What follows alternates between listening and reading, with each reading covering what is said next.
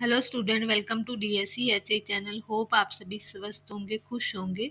तो आज हम इस वीडियो में बात करेंगे fundamental of speech and speech teaching के जो इम्पोर्टेंट टॉपिक है फर्स्ट ईयर के, जो पूछे जाते हैं एग्जाम में। जैसा कि आप सभी को पता है कि कल आप लोगों का स्पीच का एग्जाम है, तो इस वीडियो को जरूर पूरा देख जाइएगा। और इसमें दोनों ही लैंग्वेज में कंटेंट दिया गया है। पहले इंग्लिश में है सारा, और उसके बाद में इसी को ट्रांसलेट किया गया है हिंदी में। वहाँ से आप जो है वो चीज़ें देख सकते हैं। अगर जी आप लोगों को पीडीएफ चाहिए तो वो टेलीग्राम चैनल को जो है वो आप लोग ज्वाइन कर लेना। ठीक है, वहाँ मैं अपलोड कर दूंगी, क्योंकि कल की क्लास वाली भी जो पीडीएफ है वो अपलोड नहीं हो पाई थी। लिंक नहीं लग पाया था, तो इसीलिए आप लोग टेलीग्राम में ज्वाइन कर लीजिए। वहाँ मैं जो है वो इसकी पीडीएफ प्रोवाइड कर दूँगी, और जो मेरे स्टूडेंट हैं उनको तो मैं ग्रुप में भेज दूँगी। सबसे पहले अगर हम बात करें तो जो स्पीच क्या है, ठीक है। तो speech is the verbal expression of a language through the coordination movement of the lungs, vocal cord, tongue, lip, jaw, palate to produce the meaningful sound. तो हमें जो स्पीच है वो एक तरीके का वर्बल एक्सप्रेशन होता है, जो कि मीनिंगफुल साउंड एक प्रोड्यूस करते हैं। वो किसके थ्रू करते हैं? हम लैंग्वेज के थ्रू। तो ये एक स्पीच है, ठीक है। और इसमें करेक्टरिस्टिक्स क्या है? स्पीच हमारी हमेशा मीनिंगफुल होती है, ठीक है। और उसमें क्लियर और इंटेलिजिबिलिटी मीन्स अंडरस्टैंडेबल होती है, अप्रोप्रिएट पिच होती है, नॉर्मल लाउडनेस होती है, करेक्ट आर्टिकुलेशन होता है, प्रॉपर रेजोनेंस होती है, अप्रोप्रिएट रेट एंड रिदम होता है, एंड फ्लुएंट स्पीच जो है वो मोस्ट इम्पॉर्टेंट है। और इसके फंक्शन देखें स्पीच के, तो स्पीच के फंक्शन क्या है? कम्युनिकेशन करने के लिए, फीलिंग्स एंड थॉट्स को एक्सप्रेस करने के लिए, अपने आइडियाज़ को एक्सप्रेस करने के लिए, सोशल इंटरेक्शन करने के लिए, लर्निंग एंड एजुकेशन के लिए भी स्पीच बहुत ज़रूरी है, एंड इमोशनल, जो हमारे इमोशंस हैं उनको एक्सप्रेस करने के लिए भी स्पीच का जो है वो बहुत बड़ा रोल है। नेक्स्ट जो है वो इम्पोर्टेंट टॉपिक जो है वो क्या है हमारे पास? Active and passive articulation. So ये आपको आर्टिकुलेशन के अंतर्गत जो है वो क्वेश्चन बनता है कि एक्टिव आर्टिकुलेशन कौन से हैं और पैसिव आर्टिकुलेशन कौन से हैं। तो एक्टिव आर्टिकुलेशन क्या होते हैं? जो मूवेबल होते हैं, मीन्स जो हमारे ऑर्गन है जिसके द्वारा हमारी स्पीच प्रोड्यूस होती हैं, जैसे लिप, टंग, जॉय, टीथ, हमारी, वो सारे ही जो है वो उसमें से कुछ एक्टिव है और कुछ पैसिव है। और जो एक्टिव है वो मूवेबल होते हैं, जैसे कि हमारी टंग, जीभ जो है वो हमारी मूव करती है जब हम कुछ भी बोलते हैं, ठीक है। नेक्स्ट लोअर लिप, जो हमारा नीचे वाला होठ है वो भी मूव करता है जब भी हम कोई भी बात को कहते हैं, मीन्स कोई भी चीज़ को बोलते हैं। स्पीच प्रोड्यूस करते समय हमारा जो लोअर लिप है वो भी मूव करता है, तो ये भी क्या है? एक्टिव आर्टिकुलेटर है। नेक्स्ट है सॉफ्ट पैलेट। तो जो सॉफ्ट पैलेट है वो भी हमारा क्या होता है? एक्टिव होता है। और जो लोअर जॉ है वो भी क्या है? हमारा एक्टिव आर्टिकुलेटर है। तो इनके जो है वो ये चीज़ें आपने याद रखनी है, क्योंकि ये पूछी जाती हैं कौन सा एक्टिव है और कौन सा पैसिव है। ऐसा बोल दिया जाएगा कि दो एक्टिव आर्टिकुलेटर के नाम लिखो, तो अगर आपको पता है तो ही आप लिख पाओगे, ठीक है। और नहीं पता है तो भी आप लोग आप बोल कर थोड़ा सा, ठीक है, क्वेश्चन को ही रीड करते समय क्वेश्चन को रीड करिए, और आपको पता चल जाएगा कि कौन से जो आर्टिकुलेट है जो मूव कर रहे हैं और कौन से जो है वो पैसिव है। पैसिव जो है वो क्या होते हैं? वो रिमेन द स्टेशनरी, मीन्स वो इतने ज़्यादा मूव नहीं करते हैं। और वो कौन से होते हैं? जैसे अपर टीथ हो गया, हार्ड पैलेट हो गया, ठीक है।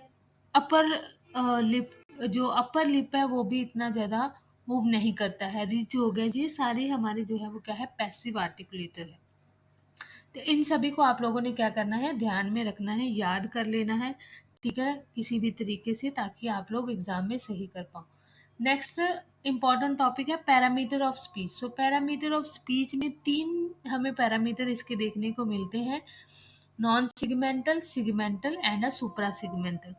अब इन तीनों के आगे पूछा जाता है कि नॉन सिगमेंटल के अ, आगे डिफाइन करो, जो नॉन सिगमेंटल के कौन से एस्पेक्ट हैं उनको लिखो। तो आप लोगों को ये जो इसके अंदर दिए गए हैं उनको भी याद रखना है।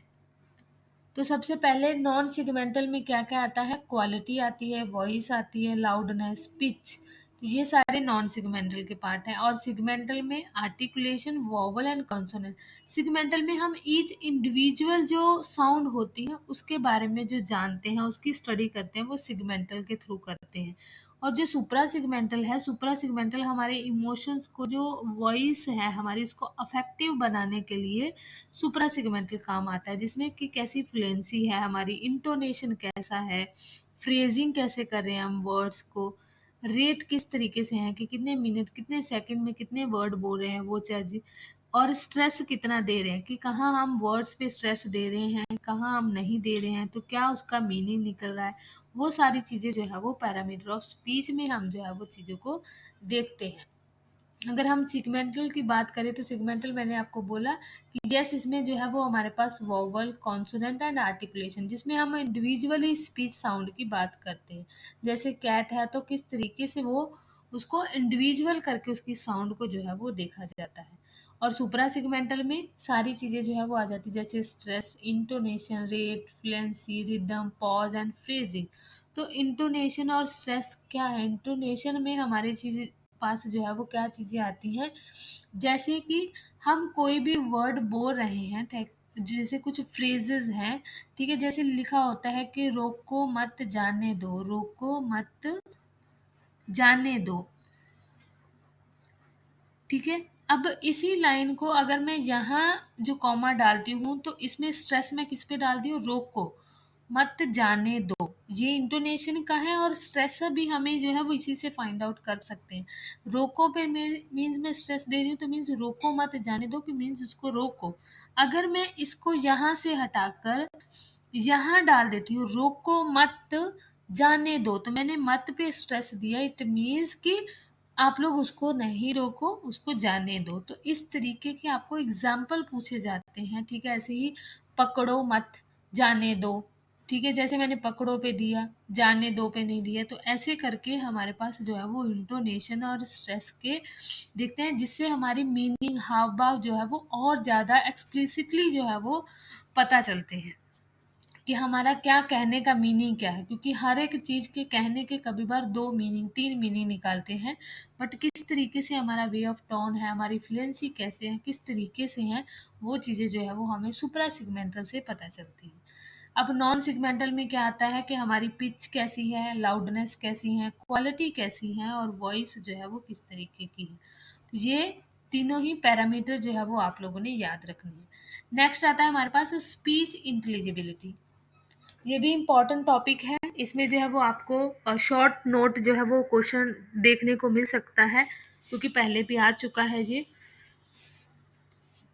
स्पीच इंटेलिजिबिलिटी क्या होती है कि जैसे जो भी लिसनर है उसको कितनी अंडरस्टैंड हो रही है स्पीच जो स्पीकर के द्वारा बोली जा रही है। जैसे मैं कुछ बोल रही हूँ, फॉर एग्जांपल मैं भी आप लोगों को ये टॉपिक पढ़ा रही हूँ, आप लोग उसको कितना अंडरस्टैंड कर पा रहे हो, that is called a speech intelligibility. कि जितनी, जैसे मैं कुछ बोल रही हूँ आपको अंडरस्टैंड हो रहा है, नहीं हो रहा है, क्या कुछ आ रहा है, तो वो सारी चीज़ें जो है वो हमारी स्पीच इंटेलिजिबिलिटी आएगी, मीन अंडरस्टैंड करना स्पीच को। तो सेम तरीके से अगर हम एचआई वाले बच्चों की बात करें तो उनमें कौन से फैक्टर जो है वो अफेक्ट करते हैं, तो एक हो सकता है कि हियरिंग लॉस। अगर बच्चे का हियरिंग लॉस है तो वो हो सकता है कि स्पीच को अच्छे तरीके से अंडरस्टैंड ना कर पाए, ठीक है। हो सकता है आर्टिकुलेशन एरर हो, जैसे कि लिप का कटा होना, वो भी क्या है, एक तरीके से आर्टिकुलेशन एरर को, मीन्स किसी तरीके से अगर आर्टिकुलेशन में भी कोई दिक्कत है, ठीक है, जीभ का अच्छे से मूवमेंट नहीं होती है, तो भी जो है वो हमें बहुत सारे एरर स्पीच में देखने को मिलते हैं। वॉइस डिसऑर्डर, ठीक है, डिफरेंट डिफरेंट तरीके से हमें वॉइस डिसऑर्डर देखने को मिलते हैं, ठीक है। कोई किसी की जो है वो साउंड पोब्रोफोनिया है, किसी को जो है वो एंड्रोफोनिया है, वो इस तरीके से हमें जो है वो देखने को मिलते हैं। पुअर रेजोनेंस है, fast and slow rate of speech है, इनकरेक्ट स्ट्रेस है, ठीक है, जहाँ हमें स्ट्रेस देना है वहाँ हम नहीं दे रहे हैं, तो वो चीज़ें भी जो है वो क्या है, अफेक्ट करती हैं। फ्लुएंसी डिसऑर्डर है, कि स्टटरिंग, स्टैमरिंग इस तरीके का अगर दिक्कत है तो वो भी जो है वो क्या है अफेक्ट करती है स्पीच को अंडरस्टैंड करने में। नेक्स्ट क्या है इम्पॉर्टेंट क्या है जो स्पीच इंटेलिजिबिलिटी, इम्पॉर्टेंट इसलिए है क्योंकि ये हेल्प करती है हमें असेस करने में कम्युनिकेशन एबिलिटी को। दूसरा क्या है कि इंडिकेट करती है affective of a speech therapy की कितनी जो है वो स्पीच जो है वो अफेक्टिव है और यूजफुल होती है हमारे एजुकेशन प्लान के लिए। नेक्स्ट क्या है इम्प्रूव कैसे कर सकते हैं हम स्पीच इंटेलिजिबिलिटी को। सबसे पहले हमें अर्ली इंटरवेंशन करना है। अगर हमें इस तरीके की चीज़ हमें पता चलती है तो हमें अर्ली इंटरवेंशन करना है।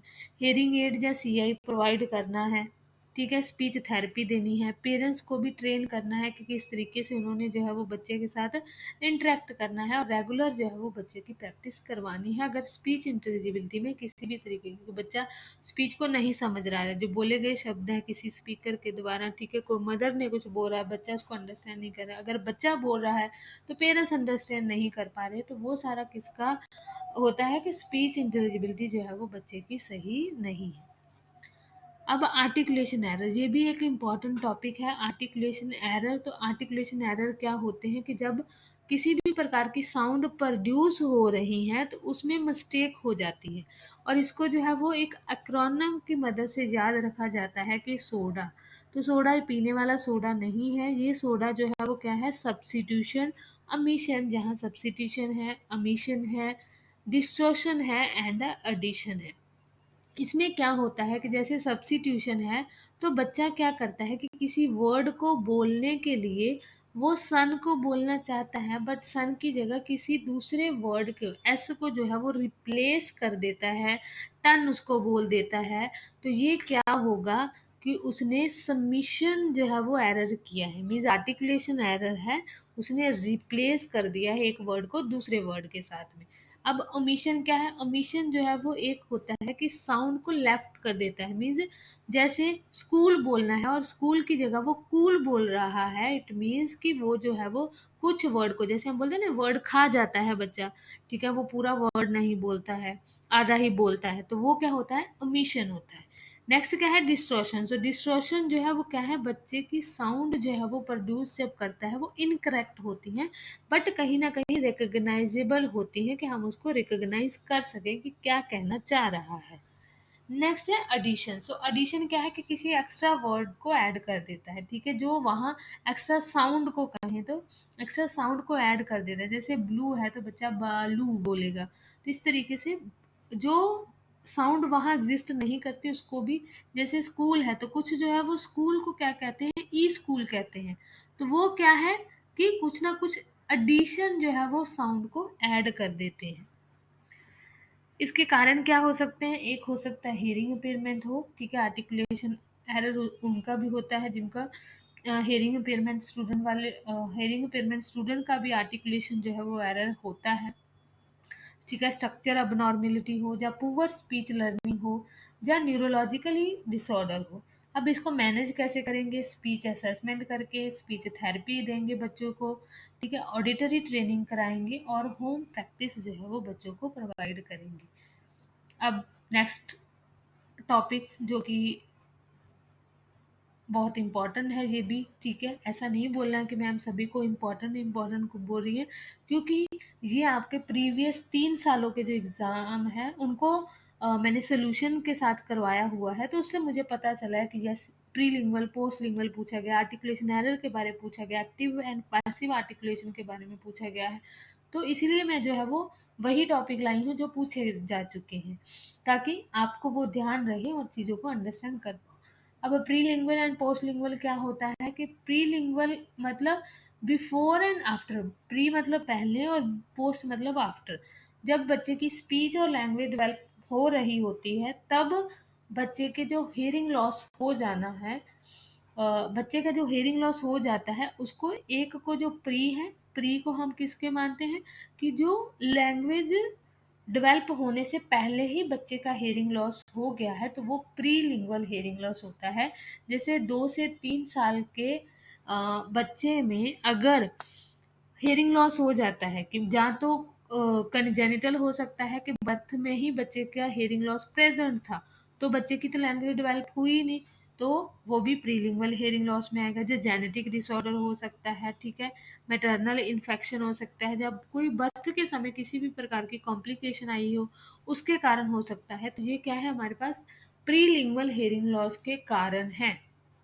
ये पूछा जा चुका है, ठीक है, ध्यान रखना। कैरेक्टरिस्टिक्स क्या होगी, तो इसमें तो बच्चे की जो स्पीच है वो एब्सेंट होगी या डिले होगी, क्योंकि बच्चे का क्या है, लैंग्वेज स्टार्ट होने से पहले ही उसका हेयरिंग लॉस जो है वो डायग्नोस हुआ है। अब डिले लैंग्वेज डेवलपमेंट होगी, लिमिटेड वोकैबुलरी होगी, पुअर प्रोनाउंसिएशन होगी, difficulty and understanding spoken language, तो बच्चे को जो है वो जो स्पोकन लैंग्वेज है उसको अंडरस्टैंड करने में डिफिकल्टी होगी। रिक्वायर होगी early intervention and speech therapy की, तो जहाँ बच्चे को जो है वो अर्ली इंटरवेंशन की ज़रूरत होगी। अब इसकी एजुकेशनल इम्प्लीकेशन क्या है, कि अर्ली आइडेंटिफिकेशन करना, अगर हमें पता चलता है कि प्री लिंगुअल हेयरिंग लॉस है, तो क्योंकि लैंग्वेज स्टार्टिंग होने से पहले है तो हमें जल्दी से जल्दी उसका आइडेंटिफिकेशन करके इंटरवेंशन करना होगा। हेयरिंग एड अगर है तो हेयरिंग एड लगानी है, नहीं तो सीआई करवाना है तो सीआई करवाना है, ठीक है, ऑडिटरी ट्रेनिंग प्रोवाइड करनी है, और speech and language therapy provide करनी है, और फैमिली को इन्वॉल्व करना है ये सारे प्रोसेस में। नेक्स्ट क्या है, पोस्ट लिंगुअल हेयरिंग लॉस। तो पोस्ट लिंगुअल हेयरिंग लॉस जो है वो अकर होता है after speech and language have already developed, means language develop होने के बाद में जब बच्चे का हेयरिंग लॉस होता है तो वो पोस्ट लिंगुअल हेयरिंग लॉस कहते हैं। वो किसके कारण हो सकता है, ईयर इन्फेक्शन के कारण, ट्रॉमा के कारण, नॉइस का एक्सपोजर बहुत ज़्यादा था, ऑटोटॉक्सिक ड्रग्स के कारण, या एज रिलेटेड कॉज के कारण भी जो है वो हेयरिंग लॉस है वो पोस्ट लिंगुअल हेयरिंग लॉस कहलाता है। अब इसकी करेक्टरिस्टिक्स क्या है, कि स्पीच जो है वो यहाँ ऑलरेडी डेवलप्ड है, ठीक है, बेटर वोकैबुलरी और ग्रामर होंगी as comparative to prelingual hearing loss, and speech में भी ग्रेजुअली जो है वो deteriorate if hearing loss is severe. अगर बहुत ज़्यादा हेयरिंग लॉस है तो वो जो स्पीच है बच्चे की धीरे धीरे जो है वो कम हो सकती है, और बेटर स्पीच इंटेलिजिबिलिटी इसमें बेटर होगी, ठीक है, कंपैरेटिव टू प्रीलिंगुअल हेयरिंग लॉस वाले बच्चों से। अब एजुकेशन इम्प्लीकेशन क्या है, कि इसमें हमें हेयरिंग एड और सीआई कोक्लियर इम्प्लांट प्रोवाइड करना है, स्पीच को मॉनिटर करना है, ऑडिटरी रिहैबिलिटेशन देना है, और काउंसलिंग जो है वो करनी है। अब नेक्स्ट इम्पॉर्टेंट टॉपिक, ठीक है, यहाँ तक हमने देखा सारी चीज़ों को, एक्टिव स्पीच के बारे में देखा हमने, एक्टिव एंड पैसिव आर्टिकुलेशन के बारे में देखा, पैरामीटर ऑफ स्पीच के बारे में हमने पढ़ लिया, और अभी जो हमने स्पीच इंटेलिजिबिलिटी बारे उसको देखा हमने। नेक्स्ट जो है वो अभी हमने प्री लिंगुअल और पोस्ट लिंगुअल को ख़त्म किया। अभी जो टॉपिक आता है हमारे पास क्या है, ओवरलेड फंक्शन ऑफ अ स्पीच। तो क्या जो है वो स्पीच क्या हमारा प्राइमरी फंक्शन है, नहीं, तो प्राइमरी फंक्शन जो स्पीच है वो नहीं है। जहाँ अगर आपको इस तरीके का ट्रू फॉल्स आता है कि speech is not a primary function of these organ, तो ये सही है। क्यों, क्योंकि जो स्पीच है वो सेकेंडरी फंक्शन है, ठीक है, प्राइमरी फंक्शन जो हमारे जितने भी रेस्पिरेटरी, रेगुलेटरी, आर्टिकुलेटरी, उनका प्राइमरी फंक्शन जो है वो और है। सेकेंडरी फंक्शन है स्पीच को प्रोड्यूस करना, उसमें भी जो है वो हेल्प करते हैं हमारे जितने भी 5 सिस्टम है। तो स्पीच जो है वो क्या है, ओवरराइड फंक्शन है, ऑर्गन जो हमारे यूज होते हैं, और speech there is primary function. Primary function क्या है, हमारे जितने भी 5 सिस्टम है, ब्रीथिंग, ईटिंग, च्यूइंग, सॉल्विंग, और जो स्पीच है वो सेकेंडरी फंक्शन है, ठीक है, ऑर्गन्स का।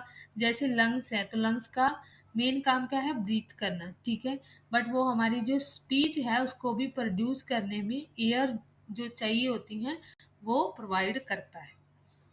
अब टंग का काम क्या है, कि च्यूइंग करना एंड सॉल्विंग करना, तो बट वो स्पीच के लिए भी आर्टिकुलेट जो डिफरेंट साउंड है उसमें हेल्प करता है। तो ये आपने याद रखना, अगर आपको बोला जाता है कि स्पीच एक सेकेंडरी फंक्शन है ऑर्गन का तो वो सही होगा, ठीक है। अगर बोला जाता है कि speech is a primary function of the organ तो ये गलत होगा। अगर उसके साथ लगा हुआ है कि not, speech is not the primary function of this organ, then ये भी सही होगा। ये और इसको अच्छे से रीड करके आप लोगों ने टिक मार्क लगाना है।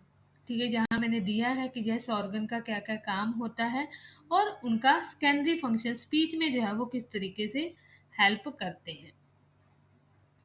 नेक्स्ट अगर हम ओवरलैड की करेक्टरिस्टिक्स की बात करें तो ये क्या है, स्पीच रिक्वायर द कोऑर्डिनेशन, ठीक है, कोऑर्डिनेशन प्रोवाइड करते हैं।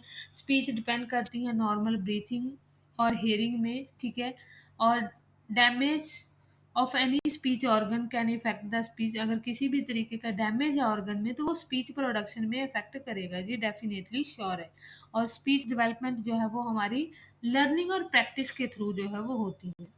अब इम्पॉर्टेंट क्यों है हमारा ये ओवरलोड फंक्शन, क्योंकि ये हेल्प करता है अंडरस्टैंड करने में और स्पीच को प्रोड्यूस करने में, और असिस्ट करता है स्पीच थेरेपिस्ट को डायग्नोस करने में कि स्पीच डिसऑर्डर के तो नहीं है, और हेल्प करता है टीचर को प्लान करने में स्पीच ट्रेनिंग देने के लिए एचआई वाले बच्चों को, और एक्सप्लेन करता है कि why disorder lungs tongue lips larynx can affect the speech. अब इनका कंक्लूजन क्या आएगा लास्ट में कि स्पीच कॉल्ड द ओवरलैड, तो ओवरलैड को सेकेंडरी भी अगर कहीं लिखा मिलता है तो that also is a true. Overlaid function है because it performed by organ those primary function is a breathing eating and swallowing, तो मीन्स उनका प्राइमरी फंक्शन जो है वो ये है, बट स्पीच भी वो प्रोड्यूस करने में हेल्प करता है।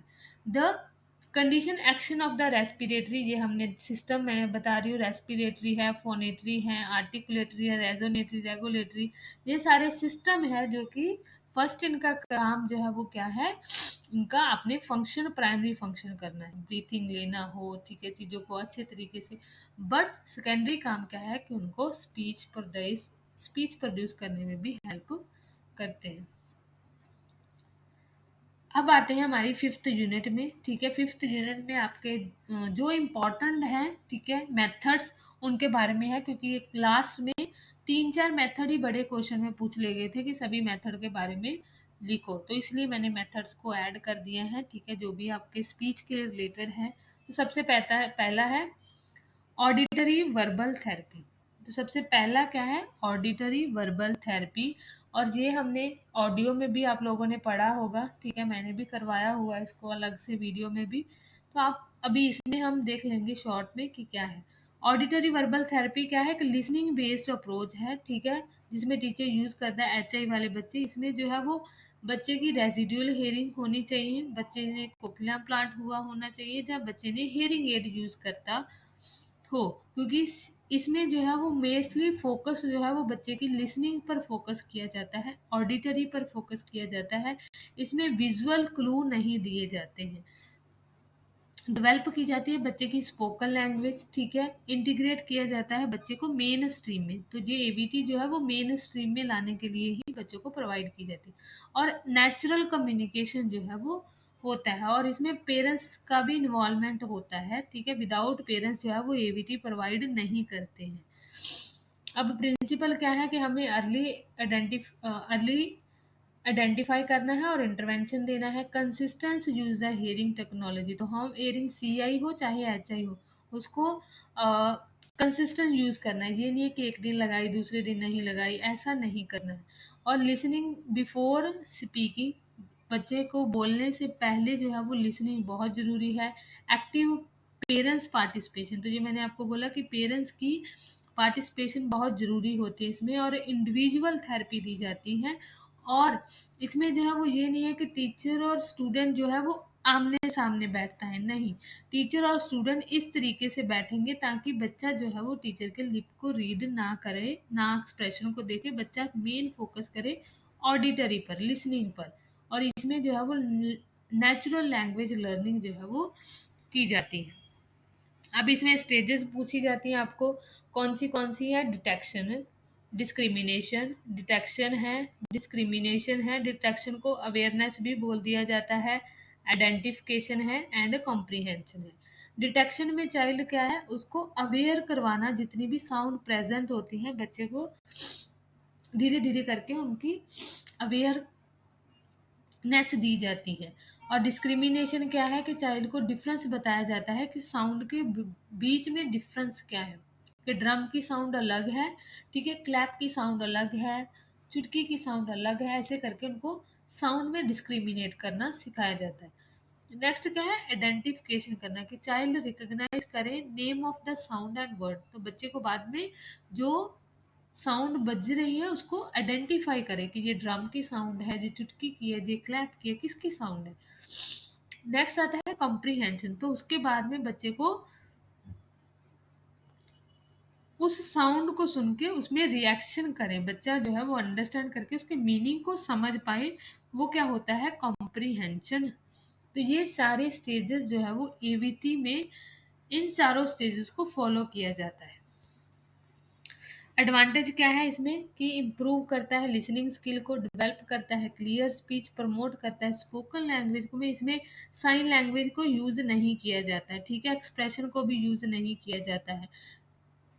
इसमें स्पोकन लैंग्वेज पर ही जोर दिया जाता है। इनकरेज किया जाता है inclusion in a regular school. तो मेन स्ट्रीम स्कूल में जो है वो बच्चों को डालने के लिए, या बच्चे को मेन स्ट्रीम में जो है वो इनकरेज करने के लिए जो है वो एबीटी प्रोवाइड की जाती है। अब इसकी लिमिटेशन भी होगी। इसमें रिक्वायर है कि अर्ली इंटरवेंशन। अब एबीटी देनी है, हियरिंग एड बच्चे ने लगाई हो, सीआई जब बच्चे ने किया हो, तो अर्ली इंटरवेंशन होना चाहिए। और नीड इसमें ट्रेन प्रोफेशनल, एबीटी जो है वो ट्रेन प्रोफेशनल ही दे सकते हैं। कोई ऐसा नहीं है कि विदाउट किसी डिग्री के जो है वो एबीटी प्रोवाइड कर रहा है, ऐसा नहीं होता है।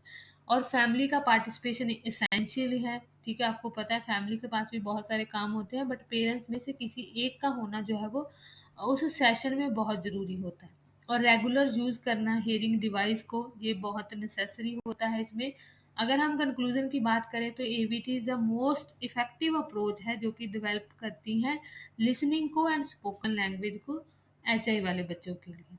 तो ये है हमारे पास एबीटी, आप लोगों ने इसको याद रखना है, ठीक है। जितना भी मैंने करवाई है इससे आपको सही गलत हो या मिलान हो, कोई भी क्वेश्चन जो है वो बड़ा क्वेश्चन भी बन सकता है।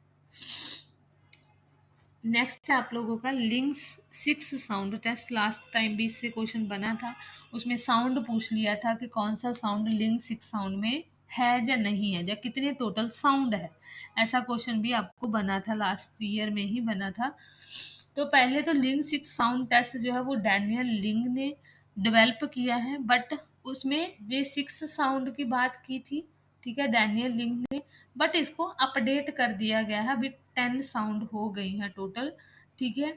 और ये अपडेटेड वर्जन जो है वो किसने किया है, लिंग की जो है वो 6 है, और बाकी जो मेडियल एंड ह्यूथ ने 4 साउंड और जो है वो ऐड की हैं। और ये क्यों की हैं, ताकि हमें low mid and high speech perception को जो है वो अच्छे तरीके से हम देख सकें। और कौन सी हैं, अगर आपने याद रखने हैं कि इसमें 3 जो है वो पहले जो 6 साउंड टेस्ट में 3 पहले वोवल थे और 3 ही कॉन्सोनेंट थे। बट इसमें जो है वो अभी 4 कॉन्सोनेंट जो है वो और ऐड किए गए हैं, ये वाले जो मैंने आपको हाईलाइट किए हुए हैं। अब टोटल जो है वो 7 कॉन्सोनेंट है, ठीक है। वो ये भी कहा जाता है लिंग मेडल LMH, ठीक है। अब एल में लो फ्रीक्वेंसी में ये भी है कि लिंक्स में लो फ्रीक्वेंसी, मिड फ्रीक्वेंसी और हाई फ्रीक्वेंसी को ध्यान में रखते हुए उन्होंने ये साउंड जो है वो ऐड की है। और लो में MON ह, और ये मिड फ्रीक्वेंसी में हाई फ्रीक्वेंसी में आती है, ये आप लोगों ने याद रखना है। अब ये 6 साउंड जो है वो 6 या 10 साउंड बात करें तो वो क्या है, low mid and high speech frequency को हम देखते हैं। और इसका ऑब्जेक्टिव क्या है, इसका ऑब्जेक्टिव जो है वो क्या है, हेयरिंग और सीआई की फंक्शनिंग को चेक करना। बच्चे को जैसे ऐसे मुंह के ऊपर में हाथ रख के बच्चे को बोला जाता है म स श ऐसे करके, और उसकी सीआई और हेयरिंग एड को असेसमेंट करने के लिए टीचर सबसे पहले जो है वो इस साउंड का यूज करता है। और मॉनिटर करने के लिए, असेस करने के लिए, स्पीच साउंड डिटेक्ट करने के लिए। अब इसका प्रोसीजर क्या है कि बच्चा मान लो कि चाइल्ड में कंफर्टेबली बैठा है, ठीक है, इंश्योर करना कि उसका डिवाइस वर्किंग में है कि नहीं है, और जो ईच साउंड है लिंक्स की उसको प्रेजेंट करना होता है, और रिकॉर्ड करना रिस्पॉन्स को, ठीक है। एडवांटेज क्या है, क्विक एंड सिंपल होता है, डेली यूज कर कर सकते हैं, ठीक है। डिटेक्ट करता है डिवाइस को कि अगर किसी तरीके की फंक्शनिंग माल फंक्शनिंग तो नहीं है, मीन्स चल रहा है नहीं चल रहा है, उसको देखने के लिए। और इम्प्रूव करता है लिसनिंग ट्रेनिंग को। अब इसकी लिमिटेशन क्या है? Does not assess the language ability, ठीक है, sound be combined with the other speech assessment. So इसको हम असेस करने के लिए यूज करते हैं, बट सभी लैंग्वेज के एस्पेक्ट को नहीं देख रहे हैं, सिंपल हम कुछ साउंड को ही चेक कर रहे हैं। और हम दूसरे जो टेस्ट हैं स्पीच के, उनके साथ हमें इनको कंबाइन करना पड़ेगा। अकेले के साथ हम ये नहीं कह सकते कि हम बच्चे की हियरिंग एड जो है वो प्रॉपर है, जहाँ बच्चा सुन रहा है सही से, ठीक है, हमें दूसरे टेस्ट भी यूज करने पड़ेंगे। अब इनका कंक्लूजन माने, ठीक है, लिंक से 6 साउंड कहो या 10 साउंड, 10 साउंड के लिए जो 4 जिन्होंने दी है उनके भी नाम याद रखने हैं, वो भी पूछा जा सकता है। इम्पॉर्टेंट है डेली लिसनिंग चेक करने के लिए जो हियरिंग टेक्नोलॉजी बच्चे यूज कर रहे हैं, उसके लिए ये टेस्ट जो है वो बहुत जरूरी है। और टीचर जो है वो स्पीच थेरेपिस्ट हो, वो बच्चों की इसी से ही जो है वो शुरुआत करते हैं उनकी हेयरिंग टेक्नोलॉजी, जो हेयरिंग एड या सीआई को चेक करने के लिए। तो होप आपको ये लिंक 6 साउंड टेस्ट, जिसको लिंक्स और मेडियल एंड ह्यूथ LMH भी जो है वो बोला जाता है अभी, क्योंकि अभी इसमें 10 टोटल साउंड हो गई। हेलो स्टूडेंट, यहाँ से थोड़ा सा जो है वो इसको करेक्ट कर लेना। ये जो साउंड है वो इसको मत कंसीडर करना, ठीक है, किसको करना है? ये वाली को कंसीडर करना है। जैसे यहाँ ए कौन सी है? ए, ई और ऊ, ठीक है, वहाँ यू एंड आई दिया गया था, उसको थोड़ा सा सही कर लेना, ठीक है। और जो 3 ये वोवल है और 3 कॉन्सोनेंट कौन से हैं? स, श एंड म। अब जो नए ऐड हुए हैं वो ह, न, ज एंड ज, ये जो है वो न्यू वाले हैं, इसको करेक्ट कर लेना, ये इसको मत कंसीडर करना, वो थोड़ा सा गलत हो गया है। तो ये यहाँ से जो है वो आप लोगों ने उठाना है, ठीक है। तो कौन सी 3 वाली है और कौन सी नई वाली है वो ये याद रखना है, ठीक है। यहाँ से जो यू एंड आई नहीं है, ई और यू, ई एंड ओ है, ओके। नेक्स्ट अगर हम बात करें तो हमारे पास क्या है? Association phoneme unit method. So association phoneme method unit क्या है कि जो इंडिविजुअल स्पीच साउंड है फोनीम के, उनको हम फेमिलियर ऑब्जेक्ट, पिक्चर, एक्शन या वर्ड के साथ जो है वो क्या करते हैं? रिलेट कर देते हैं। टीच करने के लिए, करेक्ट प्रोनाउंसिएशन के लिए बहुत ज़रूरी है, इम्प्रूव करने के लिए आर्टिकुलेशन, वोकेबलरी डेवलप करने के लिए और स्ट्रेंथन करने के लिए साउंड सिंबल एसोसिएशन। सो हम किसी न किसी चीज़ के साथ जो फॉन साउंड है उसको ऑब्जेक्ट के साथ रिलेट कर देते हैं। जैसे बच्चे को हम बोलते हैं शुक शुक शुक, तो ऑब्जेक्ट साउंड जो है वो ट्रेन के साथ हम उसको ऑब्जेक्ट दिखा देते हैं। इस तरीके से जो है वो जब करवाया जाता है तो बच्चे की प्रोनाउंसिएशन हो, आर्टिकुलेशन को इम्प्रूव करना हो, वोकेबलरी डेवलप करना हो, उसके लिए ये बहुत ज़रूरी है। और इसका प्रोसीजर क्या है? सिलेक्ट करते हैं स्पीच साउंड, एसोसिएट करते हैं फेमिलियर पिक्चर्स के साथ, ऑब्जेक्ट के साथ, फिर डेमोस्ट्रेट करते हैं correct pronunciation, ask the child to immediate, तो फिर बच्चे को जो है वो इमीडिएट करने के लिए कहा जाता है, फिर प्रैक्टिस की जाती है वर्ड्स की, फ्रेजेस की, सेंटेंस की, फोनीम जैसे मैंगो, ब बॉल, प पेन, क काइट, ऐसे करके जो है वो उनको एसोसिएट जो है वो करवाया जाता है।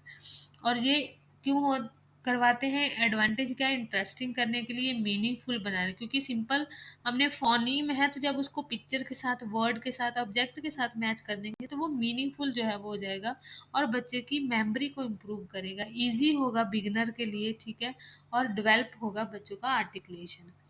अब इसमें लिमिटेशन क्या है? टाइम कंज्यूमिंग है, रिक्वायर है टीचिंग मटेरियल की, क्योंकि हमें पिक्चर्स, वो सारे ऑब्जेक्ट की ज़रूरत पड़ेगी, प्रोग्रेस करनी है वेरियस अमंग द चिल्ड्रन, तो हमें जो है वो बहुत सारी जो है वो इसमें प्रोग्रेस होती है बच्चों में, हमें देखने को मिलती हैं। जैसे कि हर एक बच्चा जो है वो ईच सेम तरीके से नहीं होगा, ठीक है, उनमें अलग अलग वेरियस हमें जो है वो देखने को मिलते हैं, इंडिविजुअल डिफरेंस अभी में हमें पता है कि अलग अलग है, तो इसके लिए जो है वो ये और ज़्यादा, क्योंकि हमें टीचिंग लर्निंग मटेरियल बनाने की ज़रूरत पड़ेगी, तो उसके लिए हमें डिफरेंट तरीके का मटेरियल जो है वो चाहिए होगा। अब कंक्लूजन क्या है, दिस मेथड हेल्प करता है एचआई वाले बच्चों को स्पीच साउंड लर्न करने के लिए और मीनिंगफुल एसोसिएशन बनाने के लिए। नेक्स्ट आता है ऑडिटरी ग्लोबल मेथड। सो ऑडिटरी ग्लोबल मेथड जो है वो क्या है, स्पीच एंड लैंग्वेज को प्रेजेंट करते हैं होल वर्ड में, ठीक है, मीनिंगफुल सेंटेंस बनाते हैं बच्चे को instead of teaching individual speech sound. जब हमने देखा फोनीम वाले में हम साउंड में कर रहे थे कि ईच वर्ड्स की साउंड, बट यहाँ जो है वो होल वर्ड पे फोकस किया जाता है, ठीक है, बस, कार, वहाँ हम उनको बस ऐसे करके, यहाँ होल वर्ड को ही जो है वो नेचुरल तरीके से, और इसमें भी जो है वो बच्चे को विजुअल क्लू इतने नहीं दिए जाते हैं, लिसनिंग पर ही फोकस होता है। इम्प्रूव करते हैं अंडरस्टैंडिंग और स्पोकन लैंग्वेज, नेचुरल तरीके से ही जो है बच्चे की स्पीच डेवलप की जाती है। इनकरेज किया जाता है कम्युनिकेशन डेली लाइफ में, खाना खाया, ठीक है, क्या खाया, ऐसे करके नेचुरल तरीके से बच्चे की लैंग्वेज जो है वो इसमें डेवलप की जाती है। और प्रोसीजर क्या है कि बच्चे की हियरिंग एड को फिट करना या सीआई को फिट करना, प्रेजेंट करना मीनिंगफुल वर्ड्स या सेंटेंसेस, ठीक है, कि बच्चा उनको सुने, इनकरेज करना बच्चे को लिसन करने के लिए कि बच्चा उस चीज़ों को सुने, और फिर बच्चे को इमिटेट करने के लिए कहना वर्ड्स को, सेंटेंसेस को, और रीइंफोर्समेंट बच्चे को देना रेपिटेशन के साथ, ठीक है, डेली एक्टिविटी उनको करवाना।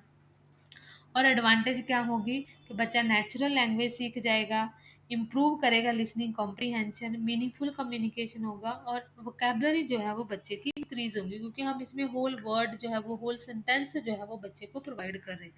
बट इसकी लिमिटेशन क्या है, लेस इफेक्टिव होता है, ठीक है, वेरी लिमिटेड होती है। बच्चों जो हेयरिंग, जिनके बच्चों की हेयरिंग कम है उनके लिए लेस इफेक्टिव है, और रिक्वायर करता है रेगुलर ऑडिटरी ट्रेनिंग, ठीक है, नीड होती है एक्टिव फैमिली पार्टिसिपेशन की इसमें भी, और प्रोग्रेस में भी स्लो हो सकता है कुछ बच्चों में।